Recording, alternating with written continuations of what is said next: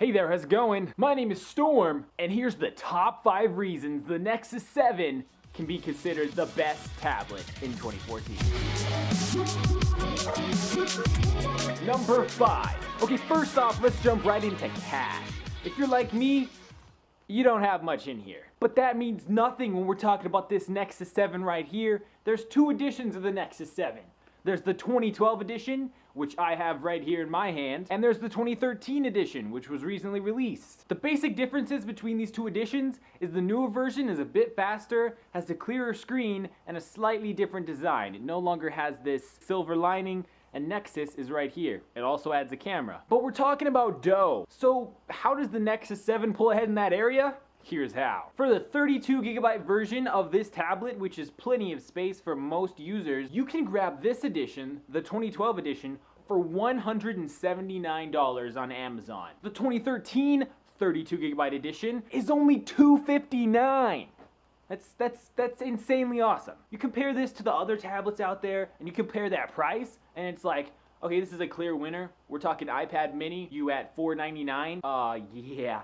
I'll just buy 3 of these. So when we talk about the Nexus 7, you're looking at a great deal. Number 4, this thing has fantastic hardware. The 2012 edition has a 1.2 gigahertz processor with 1 gig of RAM. Whether you're playing games, watching movies, doing anything, multitasking is a breeze on this thing because it can handle it. And the 2013 edition takes it a step further. That guy has twice as much RAM as this guy and is a bit faster. I think this is just getting better. Now, since we're talking hardware, the only downside you could say would be the fact that these don't have any SD card slots. So you can't plug in an SD card and upgrade your memory. You have to stick with 16 gigs or 32 gigs.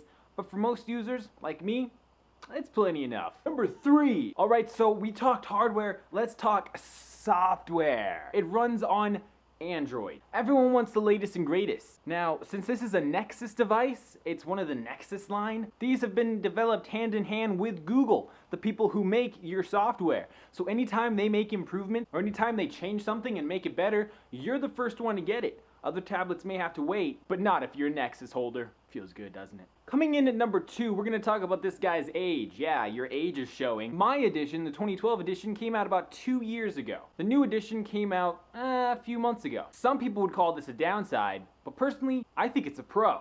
And the reason is, since this is older, this is going to be cheaper than it was when it first came out. Not only that, but developers have had time to make specialized cases for these things. Apps are optimized to run on this screen now. It's been out for a long enough time for developers to be able to make your apps special for this screen.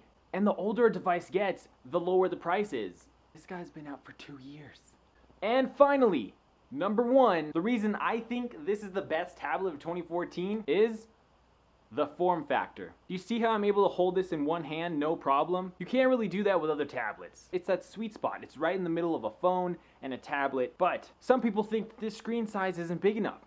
But trust me, after using this a week or 2, you just simply get immersed. You don't miss the extra screen real estate from, say, a 10-inch tablet, because when you're using it, it's like you forget what size the screen is. You won't believe it, but this guy can actually fit in my pocket, in my front pocket of my jeans. Super portable. Not only that, it's not heavy at all, it's really light, and it stays really cool no matter how much you're using it. If you're looking for a great tablet buy, something that's a great deal as far as awesome hardware, awesome specs, really fast, and also pretty cheap, this is the way to go. Now, if you're trying to choose between the old edition or the new edition, the only big differences are, the old edition doesn't have the camera on the back that the new edition does. It still has the front-facing camera. It's got a slightly lower resolution screen, a little bit clearer than 720p, so you're not getting full HD, but you're almost there, and the screen is still fantastic. I don't even notice the difference unless you put it side to side. But the newer one has a better screen. It has a faster processor than this one. Also the design, you know, the design is different.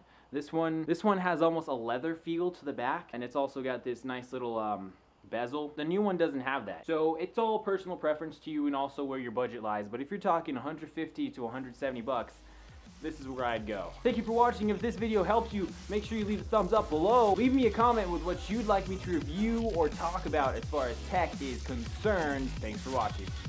Deuces.